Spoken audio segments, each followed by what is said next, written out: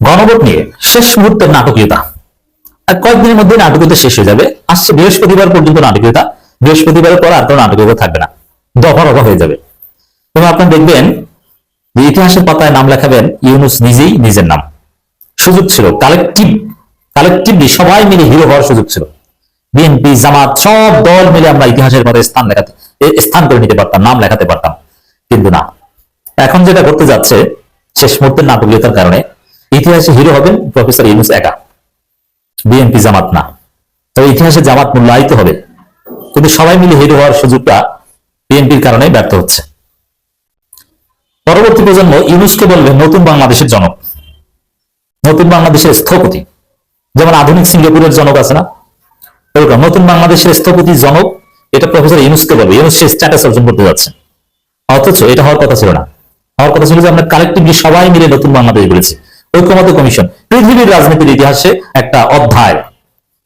পৃথিবীতে যদি কোনো ক্রাইসিস হয় কোনো দেশে, ল্যাটিন আমেরিকার দেশে, এমনকি ইউরোপের পর্তুগালও এখন ঝামেলা হচ্ছে বিভিন্ন জায়গায়। ইউরোপের দেশেও রাস্তায়, ফ্রান্সে মাঝে মাঝে ঝামেলা হয়, আপনারা দেখেন না, ইটালিতে, বিভিন্ন জায়গায়, গ্রিসে অচল অবস্থা। তো এইগুলোর সমাধানে হতে পারতো বাংলাদেশের ঐক্যমত্য কমিশন একটা এক্সাম্পল। এবং পলিটিক্যাল সায়েন্সে ঐক্যমত্য কমিশন এটা একটা থিওরি হিসেবে স্থান পেতে পারতো, হয়তো পাবেও কিছুটা। পলিটিক্যাল সায়েন্সের কোর্সে এটা আলাদাভাবে পড়ানো হবে, আলিবেজদের নাম থাকতো সেখানে। কিন্তু বিএনপির কারণে বিষয়টা ওইভাবে হচ্ছে না, এবং ইউনূসের ডমিনেশন। আমার দেশের রিপোর্ট, গণভোট প্রশ্নে এই দৃশ্যমান অগ্রগতি। এই যে দৃশ্যমান অগ্রগতি নেই, এটা হচ্ছে শেষ মুহূর্তের নাটকীয়তা। কিন্তু বৃহস্পতিবারের পর আপনারা দেখবেন, মানে আসলে এই ঐক্যমত কমিশন যেহেতু একমত হতে পারেনি, সরকার 7 দিনের সময় দিয়েছে, সেই সময় শেষ। এবং রাজনৈতিক দলগুলোর ঐক্যমতের ভিত্তিতে নতুন বাংলাদেশ সংস্কারের পর নতুন বাংলাদেশ হয়েছে, এটা আর বলা যাচ্ছে না। তাহলে কি হচ্ছে, ওই যে বৃহস্পতিবারের পর ইউনূস সিদ্ধান্ত দিবেন, এর মানে ইউনূসই হিরো, ইউনূসই বলেছেন। রাজনৈতিক দলগুলো ঐক্যমত হতে পারেনি, শেষে মিটিং করতে বলেছিল, তাও পারেনি, তাহলে হিরো ইউনূস। ক্লিয়ার? এই যে গণভোট প্রশ্নে দৃশ্যমান অগ্রগতি নেই, এটা হচ্ছে শেষ মুহূর্তে নাটকীয়তা। দৃশ্যমান অগ্রগতি না থাকলেও অদৃশ্যমান অগ্রগতি আছে। কি দৃশ্যমান অগ্রগতি বলতে, পলিটিক্যাল পার্টিগুলো মিটিং করে যদি একমত হতে পারতো, ওটাকে বলা হতো দৃশ্যমান অগ্রগতি। কিন্তু ভিতরের অগ্রগতি, অদৃশ্য অগ্রগতি হচ্ছে যে ইউনূস সরকার, ইউনূস ঠিক করে ফেলেছেন কি হবে, কি করবে। 15 তারিখ বা বৃহস্পতিবার পরে হঠাৎ করে সংবিধান সংস্কার অধ্যাদেশ জারি করবে, গণভোটের বিধান রেখে অধ্যাদেশ জারি করবে, তারপর গণভোটের তারিখ দেবে। এর মানে ইউনূস হিরো, এবং এটা করবেন। এবং এগুলো জুলাই সনদ, নোট অফ ডিসেন্ট ছাড়াই বাস্তবায়ন হবে। বিএনপি নোট অফ ডিসেন্ট, জয় বাংলা।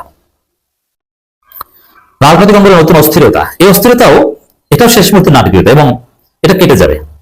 ইউনূস এই অস্থিরতা দূর করবেন, এবং অস্থিরতা দূর করার জন্য যে প্রস্তুতি দরকার, সেনাপ্রধান, বিমান বাহিনী প্রধান, নৌবাহিনী প্রধান, পুলিশ প্রধান, র্যাব প্রধান এবং আনসার প্রধান, সবার সাথে আলোচনা করে সেই অস্থিরতা দূর করার সব বন্দোবস্ত ইউনূস সরকার করে ফেলেছেন, প্রফেসর ইউনূস নিজেই করে ফেলেছেন। জামাতের আলোচনার প্রস্তাবে সাড়া দেয়নি বিএনপি, এটা আরেক নাটকীয়তা। এবং এটি হচ্ছে ইতিহাসের বিলীন হওয়া, বিএনপি ইতিহাসের বিলীন। কারণ জামাত এই আলোচনার প্রস্তাবটা তো জামাতের না, আলোচনার প্রস্তাবটা সরকারের।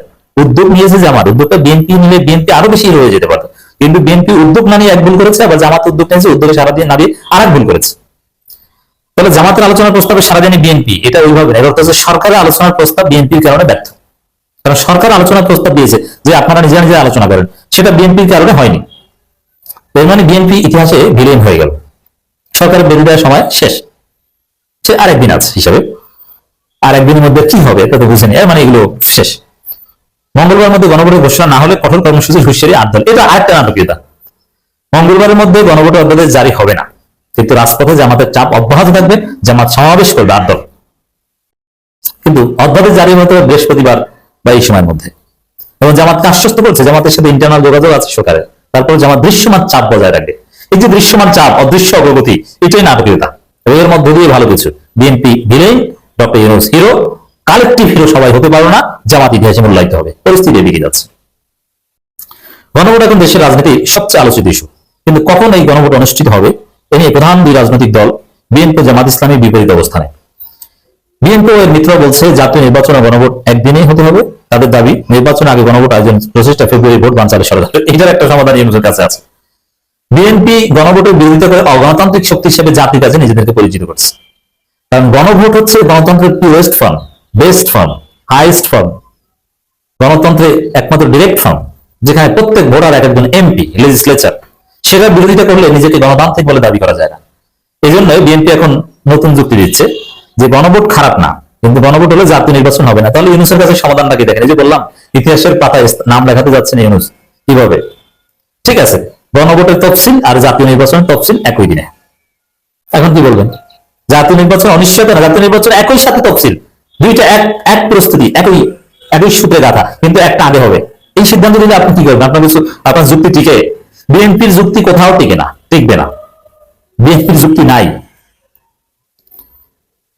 ফেব্রুয়ারিতে ভোট বানচালের ষড়যন্ত্র, এটা বলছে বিএনপি, কিন্তু ফেব্রুয়ারিতে ভোটের নিশ্চয়তা বারবার দিচ্ছে, এর মানে ভোট বানচাল হবে না। এই যে সরকার পক্ষ থেকে বারবার বলা হচ্ছে ফেব্রুয়ারিতে নির্বাচনে কোনো অনিশ্চয়তা নাই, ফেব্রুয়ারিতে নির্বাচন হবে, পৃথিবীর কোনো শক্তি ঠেকাতে পারবে না।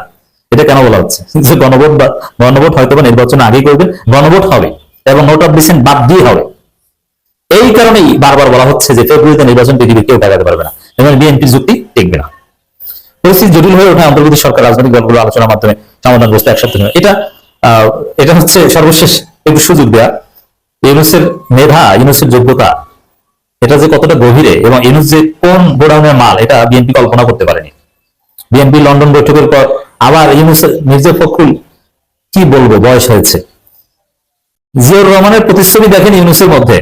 এর মানে বিএনপির আব্বা, বিএনপি ইউনূসকে আব্বা ডেকেছিলেন, সে আব্বাকে দুদিন পর বলে বিশ্বাসঘাতক, প্রতারক, জাতির সাথে প্রতারণা করেছেন ইউনূস। আপনি দুই দিন আগে কেন আব্বা বললেন? এটা হচ্ছে স্টুপিড মার্কা দলের আলামত, প্রমাণ।